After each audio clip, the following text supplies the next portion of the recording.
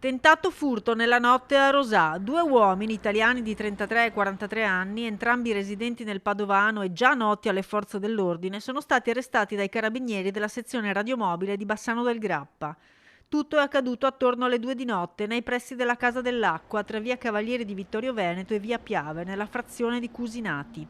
È stato un cittadino, seduto in auto ad aspettare un amico, a notare movimenti sospetti e a chiamare subito il 112. Dobbiamo ringraziare soprattutto chi ha segnalato, perché a luna di notte ha fatto una segnalazione, i carabinieri, che ringraziamo veramente di cuore perché sono intervenuti tempestivamente, hanno bloccato queste persone e naturalmente hanno esposto la denuncia, adesso si andrà avanti. Sono stati individuati, non sono persone del territorio. I militari sono arrivati in pochi minuti, sorprendendo i due uomini mentre si allontanavano. Addosso avevano un grosso cacciavite e un calzino, probabilmente usato per raccogliere le monete.